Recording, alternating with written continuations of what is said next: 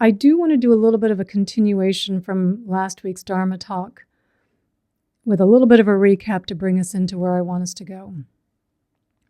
So last week we were really looking into whether we are seeing reality or not. And that the answer is that there is no fixed objective reality to see, that everything we see, that we feel, that we hear, that we experience is really being kind of perceived in our brain, constructed in our brain as a way to see and feel and hear in the world, to experience the world in a way that helps us survive. So everything is about survival, about evolution, that we're not seeing some fixed objective reality, but that our brain constructs it unique for humans, just like dogs' brains are unique for dogs, cows, snakes, like every creature is experiencing the world that's helpful for it based on survival, that there's no fixed objective reality. And because of that, it means that we are very susceptible to misperceptions. It's very easy to hack our brain into misperceiving things, and particularly so when we're introducing unnatural things into the environment. Like when we're on our phones and we're scrolling through news or social media or TikTok or whatever it is, we're looking for something, we're searching for something, we want to feed something inside here, right? It's hacking into our motivation reward system where it starts to feel like survival. I'm looking, I'm searching. I'm not finding, but I'm just in this endless searching. And where we can spend hours, we can get absolutely lost in something that is not about survival at all. In fact, we could argue just the opposite, that is creating disconnection from reality, disconnection from other people, creating a warped perception of ourselves through all the comparing. And yet we get so fixated on it.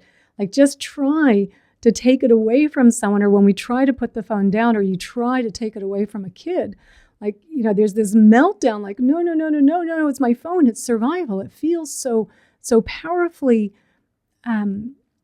linked to our survival. It's very hard for us to put it down. And so, our brain just so easily tricked when we're introducing unnatural things into our environment, that we're misperceiving things.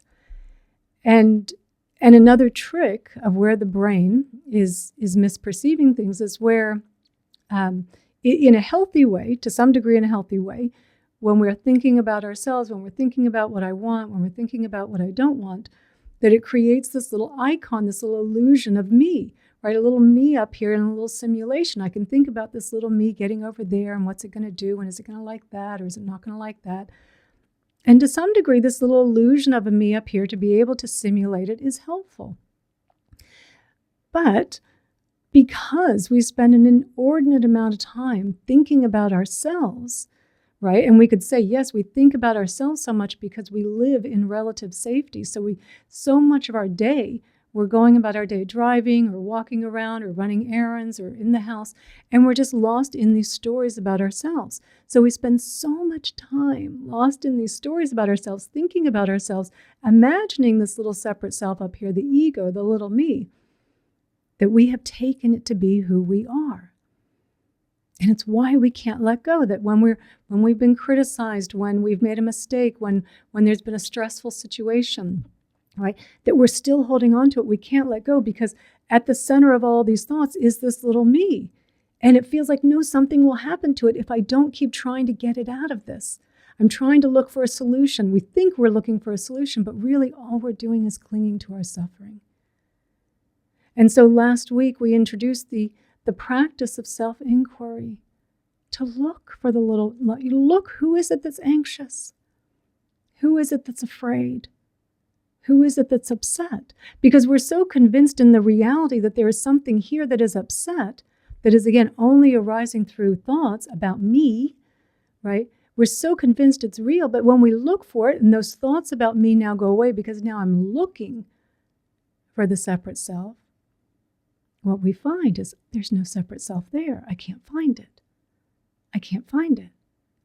And what the inquiry is meant to do is to not have an answer about it, but it's to take us there. It's in the seeing and going, oh my God, it's not there. This whole time, I just believed the illusion. I just believed it. I never questioned it, right? And so the next argument, though, that comes up that the ego will give us, but there's something here. That there is something here. I can see it in the mirror. I can see this one in the mirror. There is a felt experience here. There is something here that is experiencing pain, loud music when I'm trying to meditate, that is going to suffer the consequences of the mistake that I made at work earlier today, or suffer the consequences later of the argument that I had with my partner. There is something that is here. And yes, there has to be something here, because the ego couldn't arise unless there was something here. It's like the example of the snake in the rope. Like when we're walking down the street and we see something long and thin and kind of winding around a little bit, our first perception is always it's a snake. Our brain is going to construct it as a snake right away, because better be safe than sorry. Assume it's a snake. And we know, we react, we stop before we even recognize what's going on. Oh my God, right? We could just see it out of the periphery of our vision, but our brain caught onto it. That's dangerous. Could be a snake, right? So we stop in our tracks, and then we look at it and we look more closely and we go, oh no, it's just a rope. It's just a rope. The snake couldn't have existed without the rope.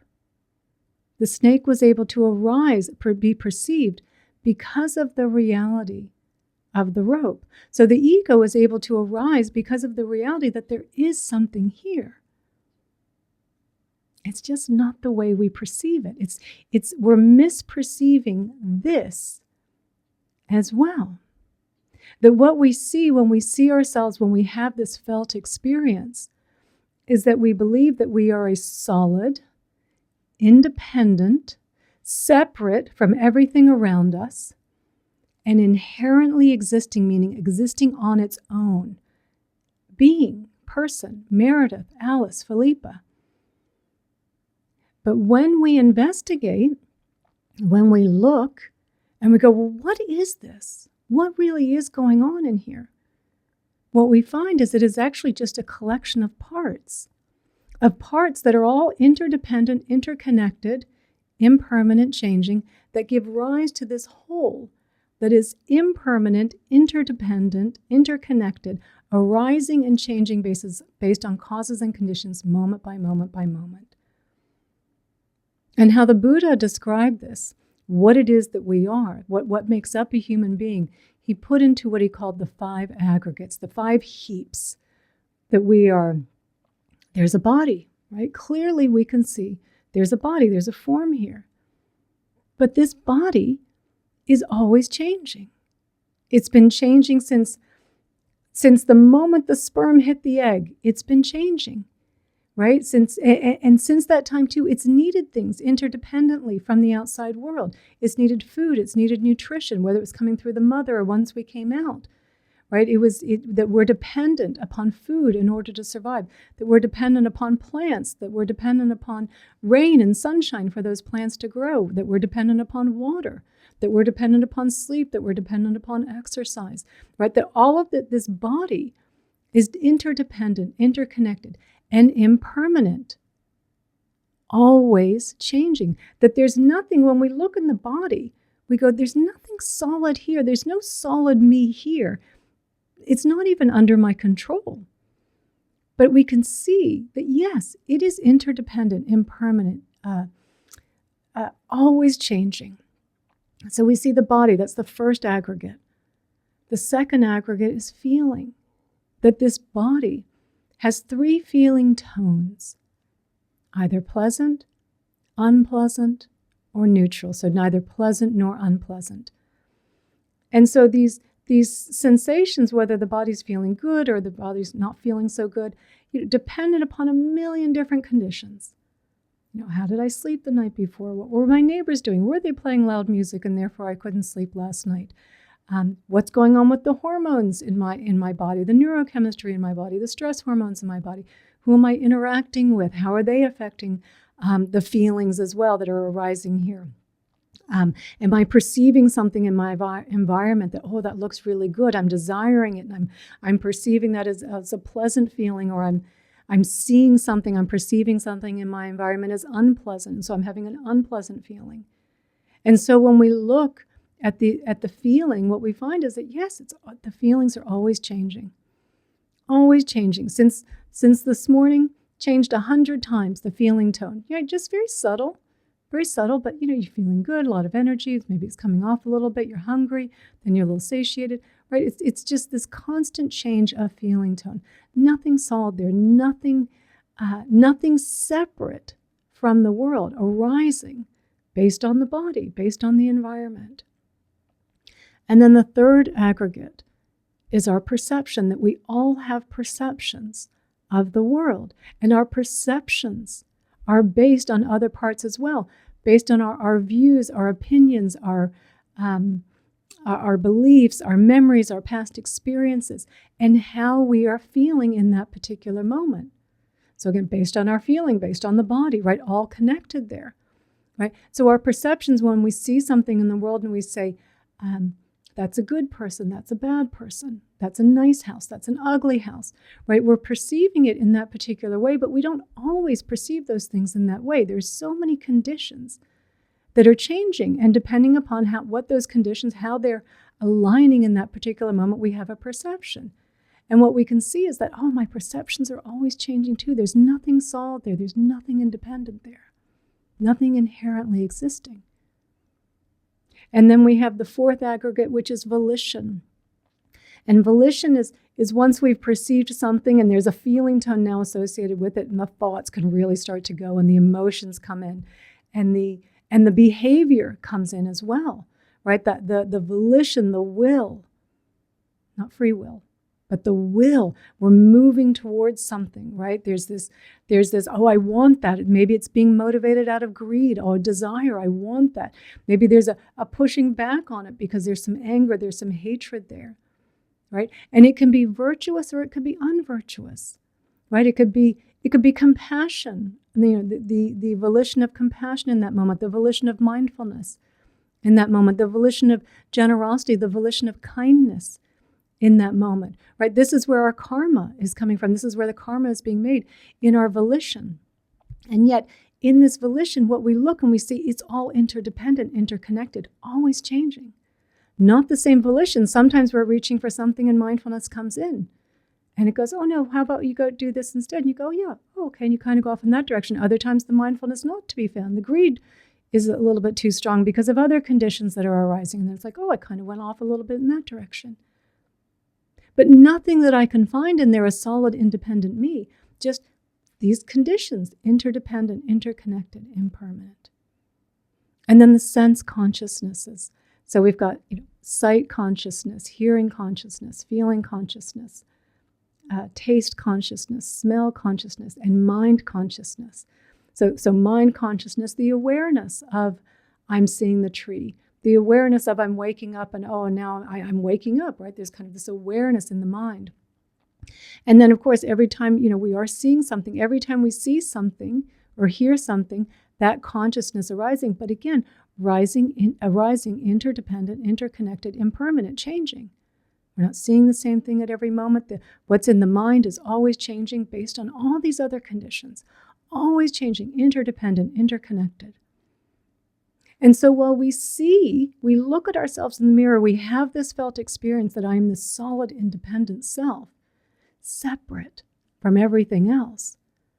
When we start to investigate, what we realize is that, no, I am just all of these parts that are always changing. I am the sum of all of these parts. If they're always changing, interdependent, interconnected, impermanent, so is what this sum is. That there is not a thing here, but a process, a continuous process, an alive, continuous process, interacting with the environment, arising out of the environment, giving and taking into the environment. And so we're not a noun, we're a verb.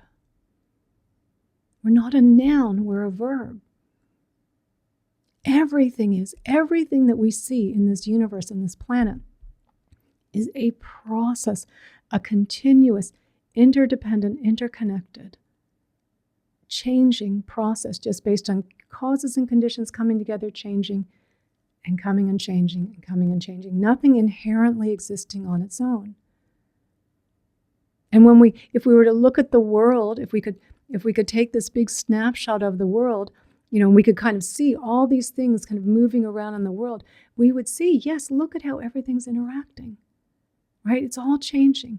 And if we could go, further down, we could zoom down into a city, we could see again, like, wow, look at all this, how it's all interacting, interdependent, interconnected, right? We can see this. Everything's just changing, changing, changing. If we could zoom in then into a house, we'd see the same thing. If we could zoom into the person, we would see the same thing. And we would think, isn't that cool to have that experience? Where you're this thing that's you're this you are this process that's arising, interdependent, interconnected, right? Nothing to hold on to here, nothing solid, nothing to get attached to, nothing to get tense about, just this continuous open spaciousness that's arising and changing moment by moment. And we would think, yes, that looks so cool. But that's not our experience. Our experience is just the opposite.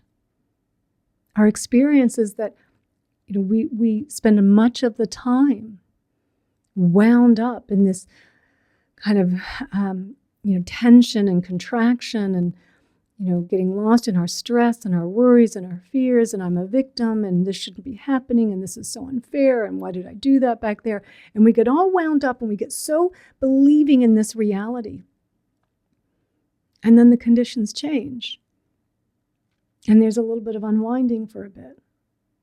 And there's some relief. And it's like, this feels nice. And then the conditions change again and we go right back up and we get bound back up again. And we're like, oh, no. And now this. And we keep repeating this cycle again and again. We're propelling this cycle because we believe in a permanent, solid, independent me. Then we believe that there is a permanent, solid, independent state that I could get to as well. So all this bounding and winding up that I'm doing to myself, what I'm doing is I am trying to find a place to land, a place where I could come to this fixed, stable place of bliss, of happiness, of never being affected by the outside world again, of all of these changing conditions, that I could somehow be insulated from it. The hook, that's what gets us in there. It's like, if I can just get over there, if I could just get over there, then I can land and I can be safe. If I could just get over there, if I could just get this situation resolved, this argument resolved, if I could just get there, I could land somewhere and I could be safe forever. And I could have a certain amount of certainty in my life and I could feel bliss and I could feel peace. We're looking for certainty because we believe there is certainty here. We believe there is permanence here. That if I could just get a little more money in the bank, be a little bit more successful, get a little more praise, then I could land somewhere. And I will be insulated from all these things out there that are constantly changing. But I have found some permanent state of bliss. If I could just be a little improved, if I could just be more spiritual, I could land somewhere and I could stay in this permanent state of bliss. But there is nowhere to land. That is just a misperception layered on top of a misperception, layered on top of a misperception, layered on top of a misperception. And we are so busy looking for that permanent place that we could land in that we miss the whole ride, and we suffer instead. Our views are incorrect. We are looking at things completely the wrong way. There's nowhere to go. There is nothing to become. That we couldn't become something and stay that way. It's impossible. That's not the nature of who we are. It's not the nature of reality. And so the solution is to see through this illusion of how we see ourselves and see the world, right? Not to see ourselves then as just this flowing energy and atoms and molecules and everything like that, kind of all of a sudden everything's blending together, right? Because of course our brain is perceiving this reality in a way that's helpful for us, right? It's a conventional reality, and it's helpful for us to see things appearing solid, but to have the insight and the wisdom to see beyond the appearances, so we don't get lost. And it's like the Zen master who already sees that the cup is broken. And in seeing that the cup is broken, it doesn't mean that he doesn't appreciate the cup, that he doesn't use the cup, that he doesn't clean the cup out, that he's careful with the cup. But he sees that it's already broken, so that when it does break, because it will, it is impermanent, interconnected, interdependent, it will break. That when it does, no problem. Get the dustbin, put it away, throw it in the trash, no problem. And so for us, we do this by contemplating the 5 aggregates, right? So that we can see beyond the appearance, because the ego will always point, but there is something here experiencing this. Yes, there is. There is something here experiencing, but we're misperceiving it, right? So the more that we contemplate the body, its impermanent nature, how very interdependent we really are, right? When we even think about just the food that we need to survive, the farmer on the other side of the world that's growing apples that are going to somehow, some truck and plane or ship are going to get them down here to me in Mexico, and someone's going to sell them in that shop so I can buy them and eat them. So, I mean, again, this mass interdependence, the people that make the clothing, that make the stereo, that make the speakers, that make the laptop, just how very interdependent we really are. This body is, right, for everything that we're using, right? But to really see that in more beyond the surface appearance of just even the food, of just the water, but seeing beyond everything I'm needing for this body and using. I mean, how much of it is coming from other people? How very interdependent we are. And so the more that we can see also this body, it's so dependent on millions and millions of people to function in this world, to move through this world. But again, for being, just the basic sustenance, the food, the water, the clothing, the doctors, right? All of these things that help this body. So it's so interdependent, but it is impermanent, and I'm not in control of it. When the body decides to get sick, it doesn't ask me, Meredith, is it okay if we get sick today? No, it just gets sick. When the body gets tired, it doesn't ask me. It just does it. When the body starts aging, from the moment we're born, it doesn't say, should we stop now at 21? Keeps going. Doesn't matter. It's going to keep doing what it's doing. I don't control this body. And the more that I can see that, the more that I can contemplate, wow, there is nothing solid and independent in here in this body, right? And the more that I can look at it through feelings and recognizing my feelings are just constantly changing throughout the day, just based on what interactions I'm having, just what interactions are happening in the body. The more that I see that, the more that I recognize that there's nothing to get attached to there in the feelings. It's just changing, interdependent, interconnected, right? Our perceptions, right? The perceptions that we have of the world, that we have of ourselves, that we get so caught up and we get so lost in, and we can recognize that's just a perception arising right now based on a million causes and conditions. Don't get lost in it. It's going to change later, right? In the morning, we love ourselves. By the afternoon, we hate ourselves, and we went through it 50 iterations throughout the day. Because it was never a solid thing. It was just a perception coming together through causes and conditions, interdependent, interconnected, just arising and changing moment by moment by moment. And we start to see that, and we see there's nothing there to hold on to. It's just changing. It's constantly changing.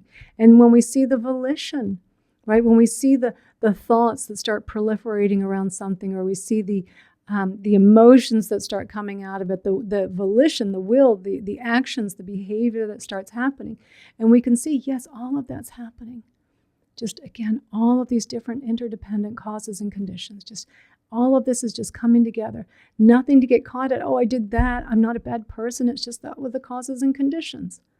That's what arose there. And the more that we can recognize that, the less that we grasp at it as a me in there, the more that we're able to understand how things are arising, the less grasping we do. And then in the volition, still conditioned, mindfulness might arise. Compassion, wisdom arises, still conditioned, right? But now that arises, right? We don't get caught in it. We don't get lost in it. Maybe kindness arises. We don't get caught in it. We don't make it into something. Oh, look, now I'm a kind person.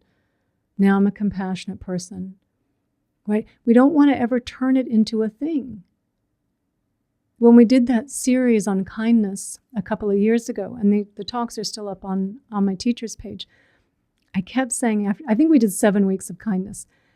Every week I'm like, don't turn the kindness into me as a kind person. Don't turn it into something permanent. Just recognize the kindness that was coming out, the shared connection of kindness. Don't turn it into a thing, because you will turn even your act of kindness into suffering. Right? So we can see in the volition, again, just the changing conditions, right? Nothing to get attached to there, nothing to hold on to, nothing to make ourselves out of. It's just change. Interdependent, interconnected change. And the sense consciousnesses, the sight, sound, smell, touch, taste, the mind, again, just all changing based on what's happening in our environment. What it is that we're perceiving.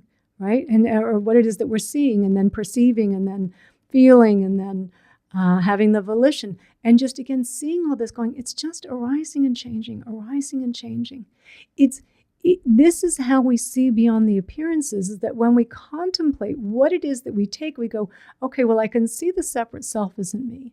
I can see this thought created me isn't me. But then, it's so clever, the ego goes, but there's something here. There's something here. I'm still trying to protect this one here, right? The one that's having the experience. But it's misperceiving this as well.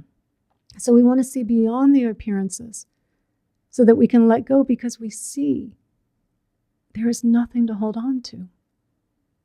And in letting go, because we see that it's just these changing 5 aggregates, right? That we're seeing beyond the appearances, that we're seeing there is something here, but it is not what we thought it was. It's just a changing process. It's just continuous change. So when we get pulled into the future, when we notice, when we're mindful, we need mindfulness for this.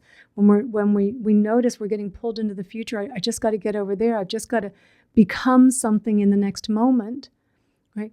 We can contemplate that in that moment. We can investigate that and go, okay, hang on, there's a perception right now that there's something better out there in the next moment. That's what I'm perceiving, right? And what are my perceptions are made up of a lot of different things, right? Just all my past experiences, my memories, my views, my opinions, my beliefs, my current mood, all of these things which are always changing. My views, opinions, and beliefs, always changing. My memories, changing based on how I'm feeling and looking back on them. We know how poor our memory is. And it's always being changed based on how we're feeling in that particular moment, how we're looking back on it.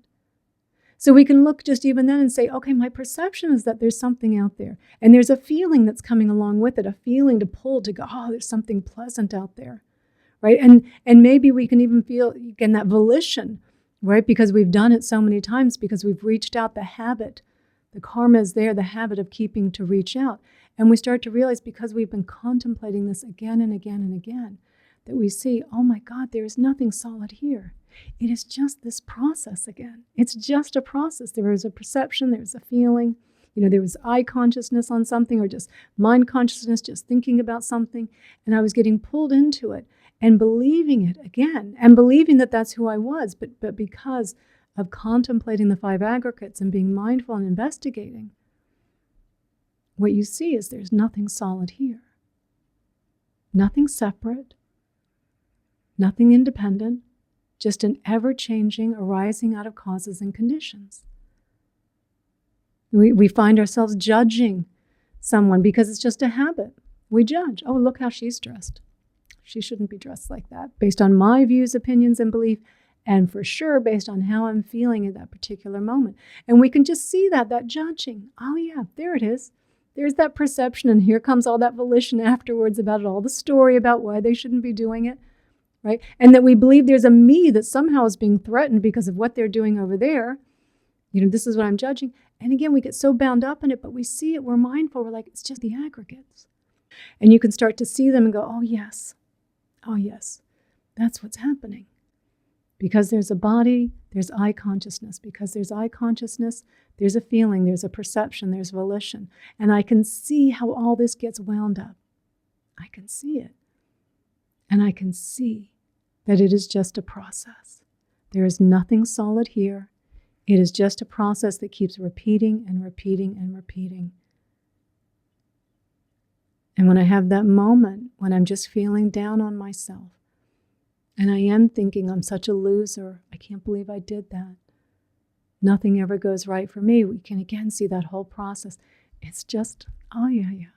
It's just that perception again. It's just that volition again. Yeah, it's just based on maybe a feeling a little bit, my energy's a little bit low. Maybe it's feeling because you made a mistake, something happened, and it's like, yeah, that's all it is. Nothing to get caught up in that, nothing to get attached to in that, right? You see it, right? You see it more clearly. So when the ego says there is something here, yes, there is something here having this experience, but it is not what you think.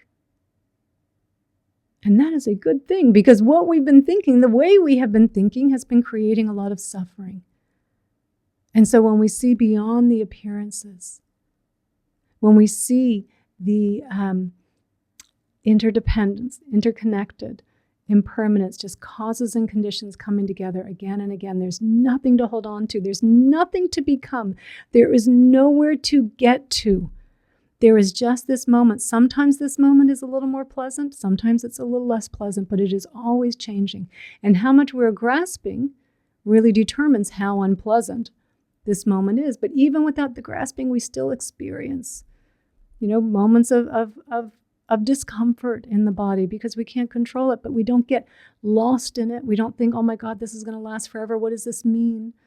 It's just, pain arising in the body. Take a Tylenol. Take a hot bath. Doesn't mean we can't do something, but we don't have to get lost in it. Oh, me, this sucks. What does this mean? Right? Kind of this extrapolation, kind of going through all these stories about it, creating suffering. It's just, pain in the body. This body comes with pain. I mean, the older we get, we're all realizing how much more pain it really comes with. It just gets worse, right? But the real pain, the real suffering is the story around it, the clinging, the attachment. And so the more that we recognize the five aggregates are just these constantly changing just process, right? The more that we can see through that, see beyond the appearance of solidity, but recognize, no, this is not solid at all. That we let go, that we don't get attached because we see there was nothing to get attached to in the first place. There was nothing that we could become and then stay like that. We were never going to become something and stay. We could even just say we're in a constant state of maybe becoming in each moment. Whatever it is that's arising in that moment, that's what it is. But not something to become and measure ourselves and, oh, am I getting there? Am I not getting there? That's suffering. But it's just the recognizing, and the causes and conditions, this is what's arising. That's the freedom.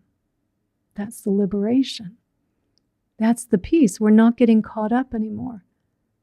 We're not getting attached anymore because we're seeing beyond the appearance of solidity, beyond what the ego is pointing to as being a solid, independent experience, and saying, no, this is an interdependent, interconnected, arising based on all these causes and conditions. And it is much more fluid. It is completely fluid, It is completely fluid in this constant changing. Why hold on to something that's always changing? But now we're letting go because we're seeing reality. We're seeing beyond the appearances. So the more that we can contemplate the five aggregates, right? And be mindful of when we're getting lost in the aggregates. Oh yeah, that's happening. Oh yeah, okay, I see it. And it's just a little process. Yep. You let go and you're back. And you keep letting go and you come back. And we can still use the self-inquiry practice as well. Who was it that's suffering? Who was it that was judging? Right? We have all these tools that we can use. But every tool that we're using is to help us see reality. It's not to get somewhere. There is nowhere to get to. There is nothing to become. There is no place that we could land that would keep us in some fixed, perpetual state. That's just not reality. And yet we spend so much time trying to get there. It's not possible. It's not possible. So living in reality, living in seeing the nature of reality, not a fixed, objective reality, but seeing the nature of reality, the nature of ourselves. We flow with peace, with harmony. Sometimes it's a little unpleasant. It won't last. It won't last, right? Right? When things are pleasant, like enjoy it. Yay, it's fun. Yay. Don't get attached. It won't last, right? And then the experience is cool. The experience is more pleasant. It's more meaningful. There's more connection because, again, there's understanding of how I'm arising based on all of you, right? Based on what's happening in the weather, with the weather outside, what the dogs are doing, what the birds are doing, what the scorpions are doing. All of these things that I am arising based on whether the scorpion's in the house or not in the house, right? Whether there's, whether one of the dogs is sick or is not sick, right? Whether I'm sick or not sick, all these things just arising and changing, but interconnected, interdependent, not separate, not separate.